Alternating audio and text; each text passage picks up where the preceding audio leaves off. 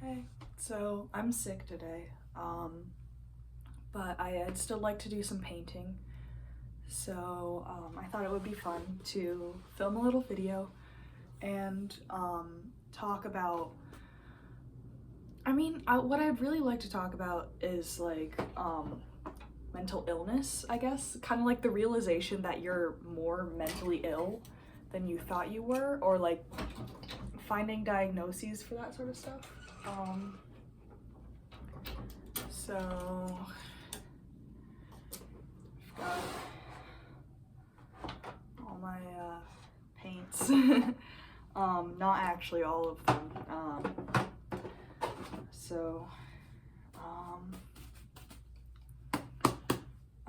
This, oh, I think I had makeup powder on this. That's why it feels weird.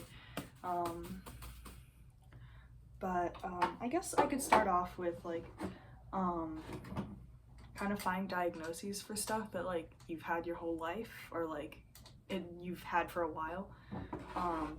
Obviously the health system is really weird, and I'll like probably talk about that too. Like, I mean, I feel like my feelings are a little amplified because I'm sick, and I like my ears are like a little you know, colds. It's just like a normal cold, but it's like it's still annoying.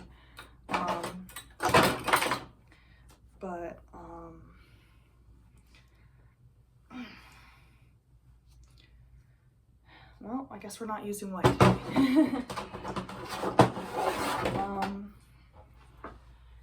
Yeah, I'm still deciding on what I'm gonna paint. You know what? I might do more band paintings. I have a thing that I can like, I have a reference image that I like photoshopped together. It's somewhere. Or, you know, I might just do some like little like emotional stuff. Just gonna start with black and white. And by that I mean the canvas white, and I'm gonna use black paint. So it's so warm. Oh, it must be the fever reducer that I took is kicking in. Got a little styrofoam cup of mineral spirits. Not a good idea. I don't recommend doing that, but you know, any container's a container.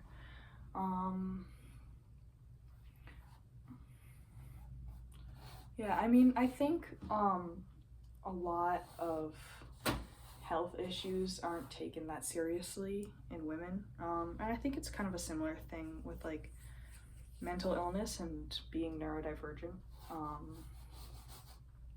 So like getting a diagnosis, especially for something that you've had your whole life, it can be really vindicating. And sometimes it's hard to explain that to people because, you know, especially with like being neurodivergent, it's like, you know, I think it's kind of one of those things that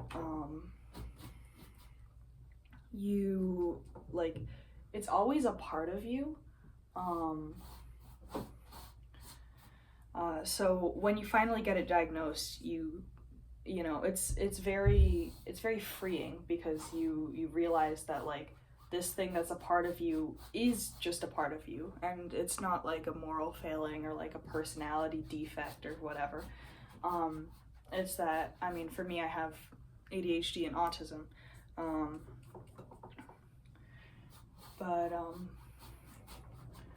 you know, I think that there's kind of an impulse, especially among like older generations, to kind of say like, to kind of shun diagnosis or like put down the desire for a diagnosis by saying like, oh well, there's nothing wrong with you.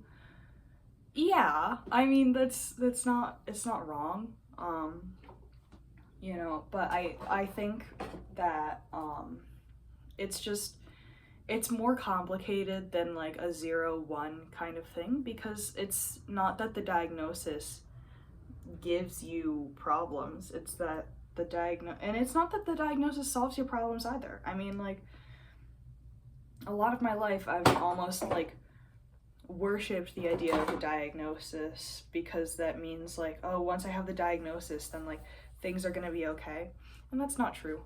It's but you know, it's very important to have a diagnosis, because when you just go undiagnosed and you keep hearing like nothing's wrong, but clearly something's wrong, you put it on yourself because you have no other reason given for it. You know, I mean, things like, I mean, it's kind of interesting because like I started, after I got my like autism diagnosis, I ended up getting like several more diagnoses in like a cluster. So I got diagnosed with OCD, with bipolar, and recently I was diagnosed with just general cluster B personality disorder, because I don't really fit any of the specific criteria of a single thing in cluster B, but I have symptoms of like all of them. So that's fun. And it's nice to know that, like, you know, there's a medical reason why I'm an attention whore, essentially. I mean, it's not to like perpetuate stereotypes, I guess. I don't know. But you know, I think it's very important to have a diagnosis, because when I was chatting with my like psychologist therapist, and she gave me that diagnosis, and it was almost like my brain breathed a sigh of relief, because I was like, okay, it's not just me, you know, it's a thing, it's real. You know, and it's the same thing with like OCD, and especially OCD interacts very interestingly with like Catholic guilt, of which I have a decent amount of Catholic guilt. And you know, I think that like it's cool to see other people with your struggle, that like, you know, you found a name for it, you know. I mean, because it's hard to find a place if there are no street signs, is how I would put it. Yeah, it's you know, I mean, sometimes diagnoses aren't the best for people, and that's something that I've come to terms with. I mean, especially under this administration, it's, you know, I can totally see why someone might not want an autism diagnosis, because it's a crazy world we live in. And listen, RFK Jr., stay the fuck away from me. Like, and I can understand not wanting to be put on like a hypothetical like autism registry, but for me it was very important that I figure out what's going on, because part of my like part of the autism for me is wanting to categorize things, and when I didn't have any words to describe myself, I would just choose the closest proxies. So I would say like, oh, I'm lazy, I'm weird, I'm quirky, you know, words that like you kind of just start using for yourself because you have no other words to use. You know, I mean, I like to say that I'm like born a manic pixie dream girl. I'm just autistic and have a fixer complex. But I think, you know, it's like, it's one of those things that I think like talking about more reduces the shame. And so I really want to talk more about like having like a cluster B disorder, because like those are some of the most demonized disorders in like in our world. God, I'm shiny. It's the sickness. And you know, in cluster B is stuff like antisocial personality disorder, which is like also known as like sociopathy, I think that's the one. And like, you know, narcissistic personality disorder, histrionic personality disorder, which that was originally what I thought I had, which like, yeah, I have a lot of symptoms of it, but like it's the I feel like that's the cluster that people see as like manipulative, and the truth is, yeah, sometimes that's the case, but also it's more complicated than that. You know, cluster B people, we usually don't manipulate people for the fun of the game. We don't, it's not like, it's not something that most people find joy in, you know? And so I think like, you know, there's a lot of stigma there. I mean, and it's the same thing with like bipolar disorder, which like, you know, not a whole lot is known about bipolar disorder by the wider public. And I mean, also part of bipolar is that it makes depression really hard to treat. And I would know because I am theoretically medicated for depression, and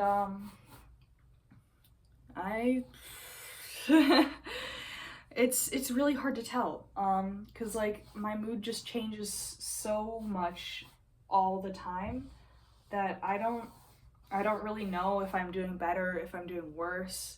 You know, sometimes I think I'm doing better, and then I'm like, that was just a passing thing, and like, you know, trying to figure out the trend of my mood throughout, like, even like figuring out how I feel in a day is really hard. And I mean, also part of depression is like crazy mood swings and stuff. And I have those. But yeah, I mean, I think there's something about realizing you are more ill, either physically or mentally, than you realized or than you thought. That's like, it's a very weird feeling. Like, so I've been going through some like health issues, and it's really frustrating because we don't know what's going on. I'm basically like, you know, I'm basically in like a situation where I'm like having like the symptoms of a stroke with no stroke and no reason and no idea what's going on, you know, and so it's really frustrating. You know, you see doctor after doctor, and they just like, they kind of give you that look of pity, you know, and I hate being pitied. That's one kind of attention I absolutely refuse to accept or acknowledge is pity, because I want to be seen as like a strong person and like a cool person. I want to be seen as like, you know, interesting. And so I think like, you know, there's a lot there, in like, I mean, you know, I think, sometimes, we kind of forget that, you know, we kind of forget how fragile we are. And that's absolutely something that I want to forget, you know. I don't want to remember that all the time because it feels bad. It doesn't feel good to realize just how fragile you are and just how much help you need. Especially as someone who is like, you know, you've taken on the archetype of the helper. Like, I'm the one who helps people. I'm not the one who needs help. and that's kind of hard to accept, but I've had to accept it because sometimes I've had no choice, because sometimes I literally can't move my body. Like, you know, I can barely move my face, but like neck down, no shot, you know? It's kind of crazy, that like, I mean, you know, if there's a God out there, which like, that question isn't really a part of my belief system. Like, whether God exists or not is not really a concern to me. But you know, the question of like, you know, why do things happen to people? You know, I think I had a lot of lessons to learn.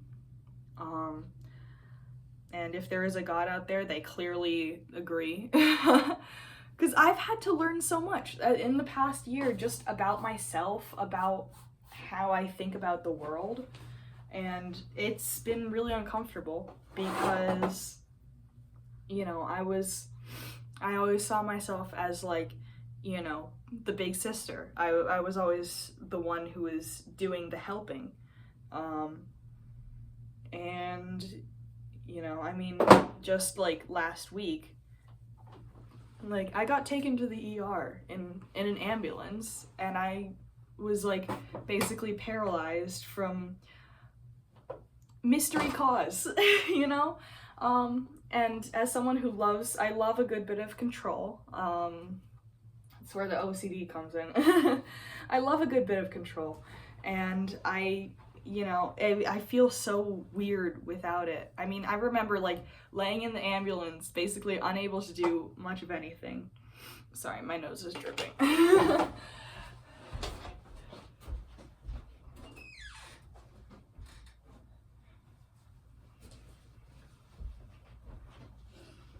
All right, sorry, that was gross.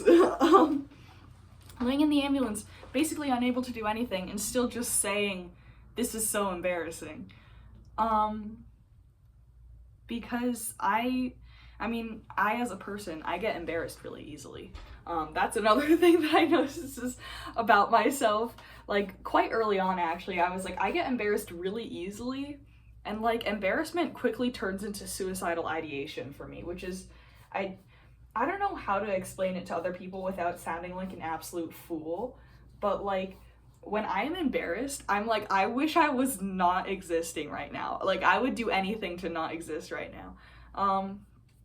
And like, you know, I've had suicidal ideation since I was like a very young child. You know, and so it's just something that I'm used to, that like, you know, sometimes other people aren't used to it. And that's something I have to come to terms with, because not everyone is okay with, you know, me waving off my own suicidal ideation. I mean, the truth is, I've survived, like, I'm 20 years old. I've survived about 17 years of suicidal ideation. You know, it's not that big a deal to me. But to some people, it is a big deal because they're just not used to it. I mean, that kind of reminds me of, there's this, like, study. Oh yeah, this is my painting so far. I don't know what it's of, but it's something. It looks like a bruise. But I'm just gonna keep putting colors on there, and I'm gonna keep painting what I want to. Yeah. What was I saying? Oh yeah, so there's this like phenomenon that people were studying about, like morning sickness, and about how it happens in like, you know, like new parents basically, like if a person is like pregnant and they get flooded with these like nausea hormones, and if they didn't have them before, then it leads to like some serious problems because their body just isn't used to it. But like if the body is used to it, then they feel like basically nothing. And so I think it's all about like the way that you are sensitized to different things, you know? I mean, because I'm like very desensitized to like self-harm, for example. it doesn't seem like a big deal to me. But to other people, that's like a huge deal. And that's like really disturbing, and like, I'm not used to hearing about like abusive parents. I'm not used to like abusive situations, because I grew up in a very healthy family. Like healthy relationship wise. Everyone in my family has their own stuff going on, but but it's, everyone has different things that they're like used to and not used to.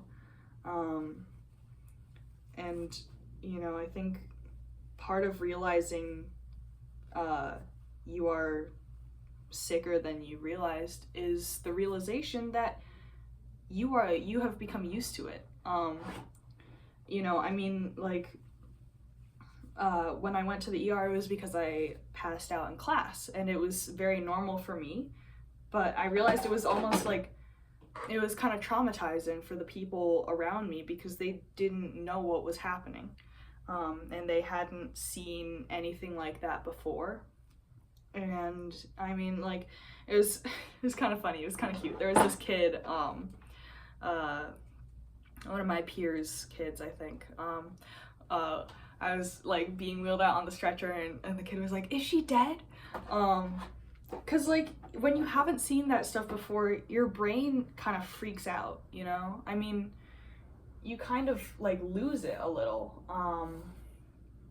And that's how I felt when I when I found out that like my friend was in like an abusive situation. I was like, I am going to like find a way to I'm gonna find a way to get over to your house, and I'm gonna get you right now. I'm gonna, you want to do something, and it's weird because sometimes you can't. Sometimes you can't do anything, and it's sad.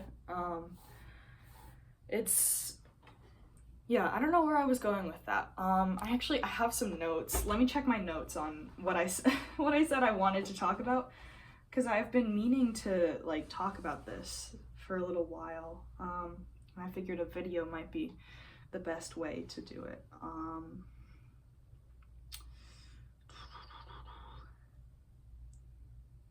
Okay, all right. Yeah, the thing about becoming disabled as an adult, that is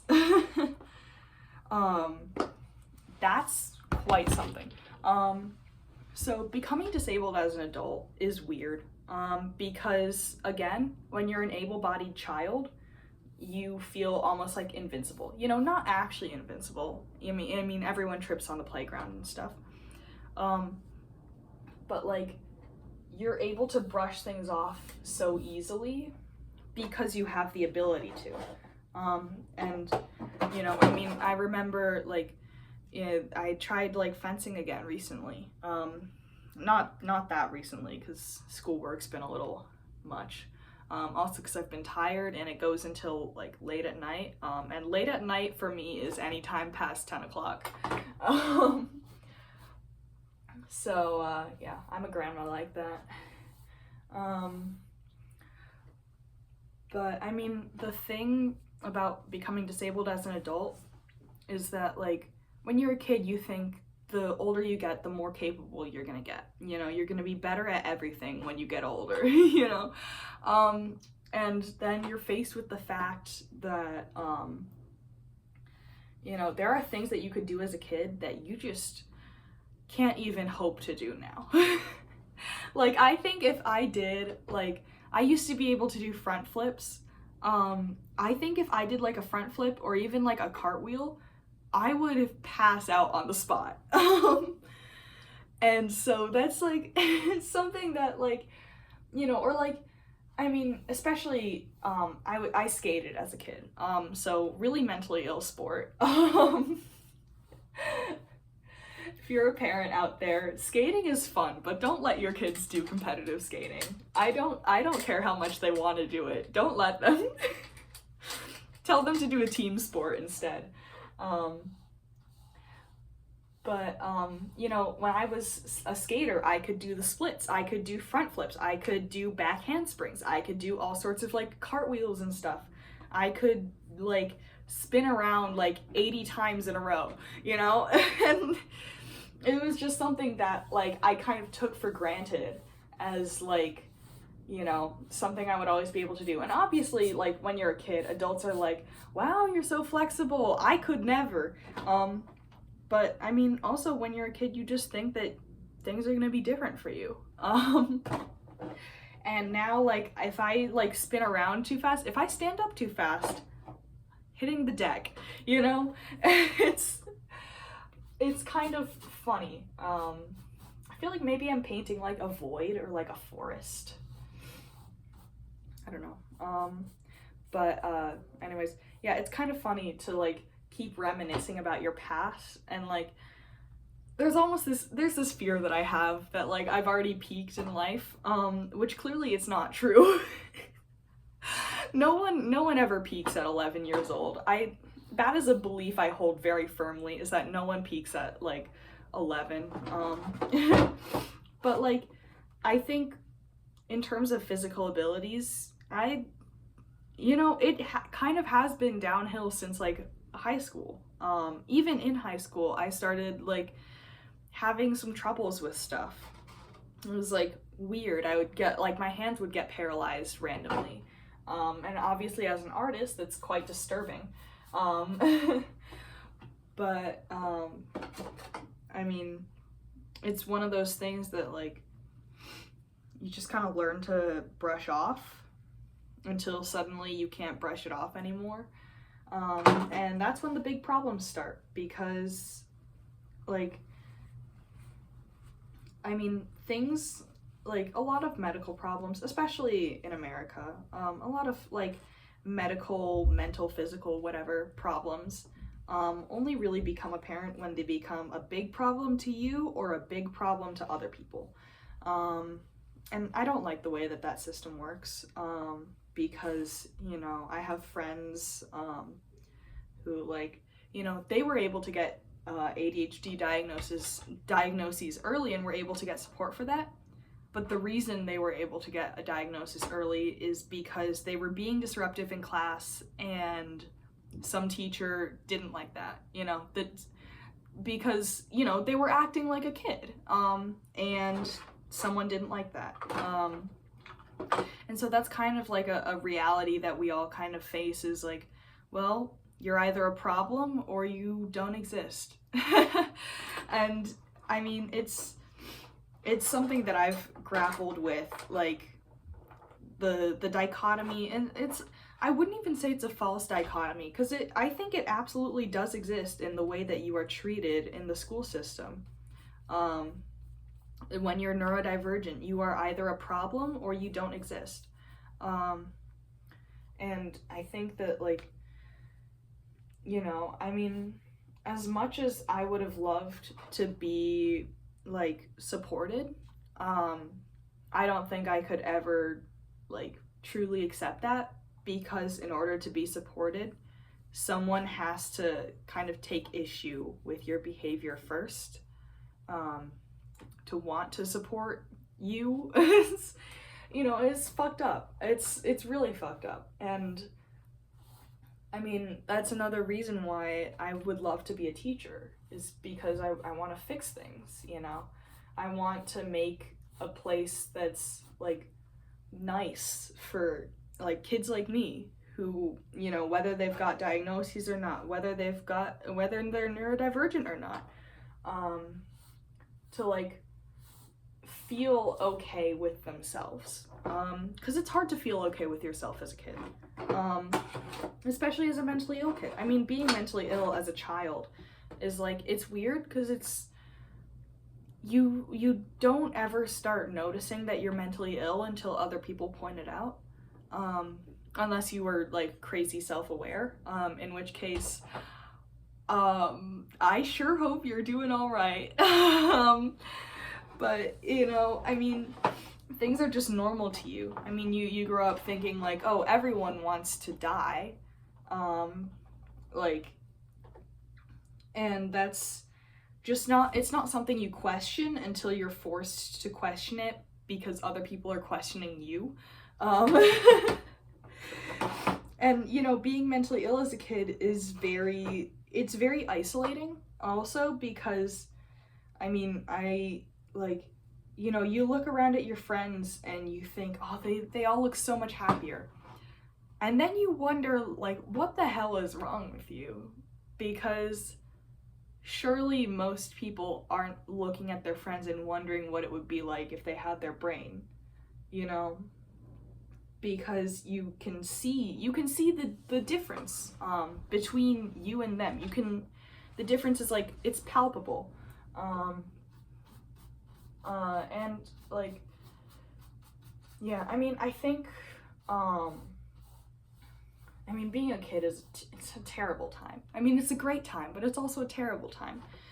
I mean, part of like my existence is that great and terrible times tend to exist at the exact same time. And that I just experience so much and I think so much and I feel so much that I feel like I have twice the good and twice the bad of everyone else. Because I can also remember a lot. So I can remember a lot of great things. And I can also remember a lot of really bad moments that I, you know, could have used help, but instead I chose to isolate myself because I thought that it would be a burden if I asked for help. Classic. You know, it's really like time is a flat circle, you know? I mean, it's really hard to come to terms with the fact that you need help in the first place. Especially even as a child, because like, again, as a child, you feel like you're like invincible. You feel like you should be invincible, you know? But I think, like, you also, I mean, I was a very judgmental kid. I still kind of am a judgmental person, and I keep trying to work on it, and I don't know. Yeah, so I was a very judgmental kid, so I would, like, see other kids with needs. You know, they had needs, and I would think, like, you know, and maybe they were expressing them in a way that wasn't super mature. You know, kids are famous for their temper tantrums. I was famous for not having temper tantrums. Like, I didn't realize how angry of a person I was until, like, I was a teenager. Like, I just thought, like, I just didn't get angry. I just thought that, like, I didn't really feel bad emotions at all. Because every time I would have a bad emotion, I would just push it down and then forget about it. And I think that, like, you know, that led me to be a very emotionally stunted adult, I think. Or, like, you know, reasonably emotionally stunted. But, like, I would look at other kids and they would have needs. The same needs that I had, but that I convinced myself that I didn't have. And I would be, like, disgusted. It was, I don't know what I was doing, but I would be disgusted with these children who were my age, sometimes older than me, and I would be like, they're so immature. I was one to talk, you know? And, like, I never really shared these thoughts as a kid because I also, you know, growing up Catholic, you're supposed to be charitable to everyone. And so I was like, well, no one's gonna know. No one should know what I think about my fellow kids. Because you don't, realizing that you're judgmental as a person and then not wanting to be judgmental is a recipe for just having the most insane internal monologue ever. You know, it's really quite funny. Because, like, yeah, I'd be thinking some crazy shit about people and I would just keep it inside. And now, like, it still happens and I'm a much more candid person now, but I still get those, like, wild thoughts. And occasionally I express them and then I immediately regret it because I don't really mean that. I just have a lot of anger, you know? Here's the painting so far also. Ooh, it's so pretty in the light. It looks way different from here because the light is, the window's over there. So over here, it looks like really dark, but like in the light, it looks like candy. It looks like taffy. It's delightful. See, this is why I love painting, is because I can just do stuff like this. And that's also why I want to bring art to people. I keep bringing it back to wanting to be a teacher. You know, I mean, part of me fears that I would continue being too judgmental to be a teacher. But also, like, we've all had judgmental teachers. They're like, it's hard to know how you're going to act in any given situation. Because, I mean, the point of, like, you don't know. You don't know what's going to happen. You don't know how you are going to react to different things. I mean, I remember, like, I would get super excited to do something. I would have like this idea of like the perfect platonic ideal of like the situation and how I'll react in it. Every step of the way, exactly how I'll react in it. Autism.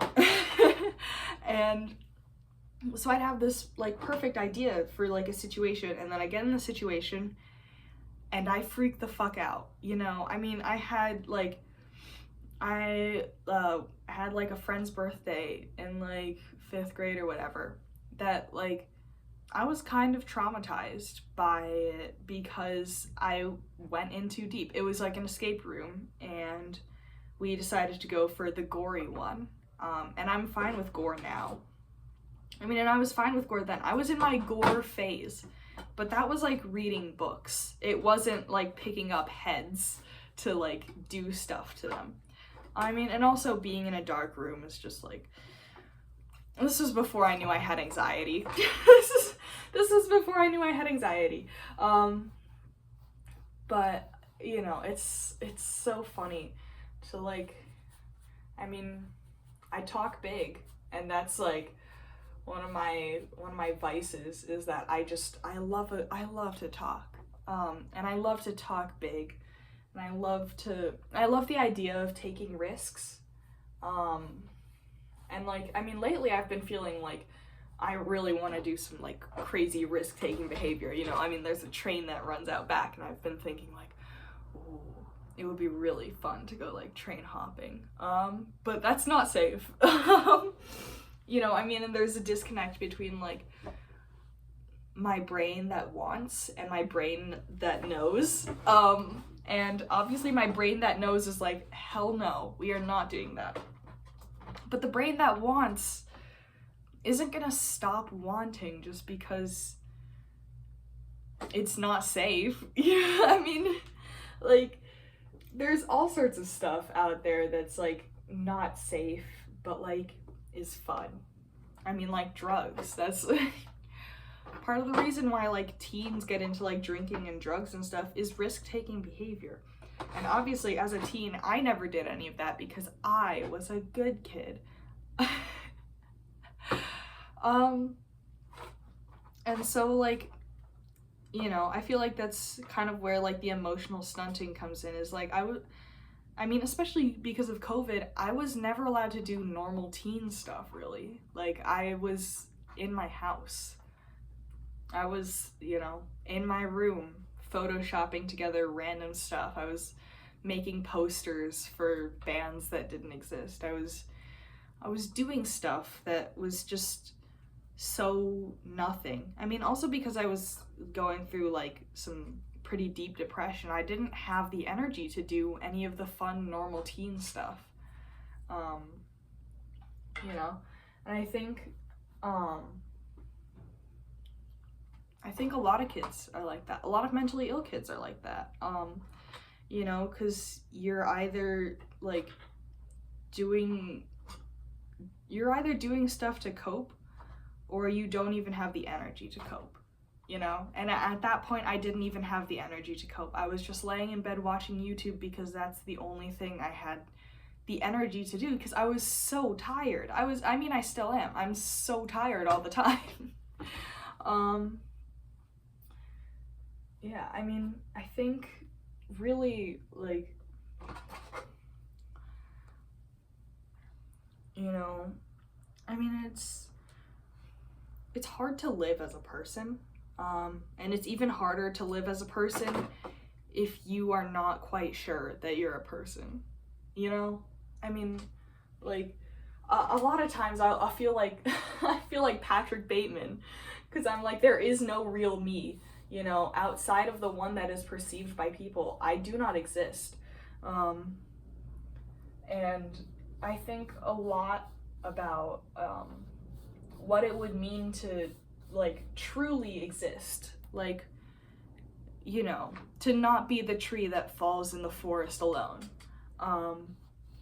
because I think I've had to come to terms with that, like, I need attention. That is one of my needs. And that there are plenty of things that I need that I am just realizing are needs and not wants.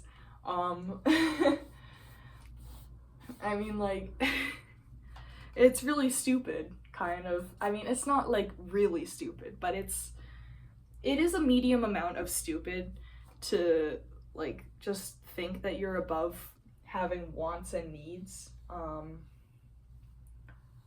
But clearly I have wants and needs. And one of those wants is to be seen as, like, a person. And one of those, and that's, you know, I'm not sure if that's a want or a need, because it's hard to know how you're already seen, because you never see yourself with your own eyes. I mean, I can see myself right now, but that's a phone screen. It's, you know, it's not, I've never seen myself from an outside perspective, because, but I've also, I mean, okay, I've never seen myself from an outside perspective, but I've never seen myself from a fully, like, internal perspective, you know? I am very detached from myself. You know, I'm not super at home in my own body. I'm not super at home in my own brain. And it's like, well, who is I? You know, like, I mean, the conscious mind is just a facet of biology.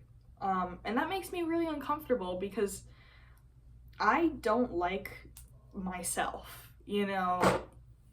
I don't like the, like, brain and body that I was forced into, you know? But, like, I am that body, you know? I am my brain. That's just something that's hard to come to terms with when you don't want to be. I'm just adding a little bit of black in.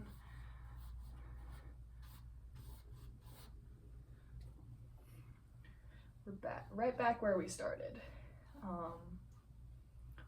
There we go. I actually think that's quite nice. I haven't been able to do anything, like, super, like, fun and abstract like this for a little while. But, you know, it's really fun. So there's the final painting. I think it looks a little bit like trees in the forest, but it could also be just some, like, void somewhere. Yeah, I mean, I've got to live with it for the next couple days, because it's got to dry right here. So, I'll probably figure out what it is in that time. But let me just, there we go. Yeah, that's it.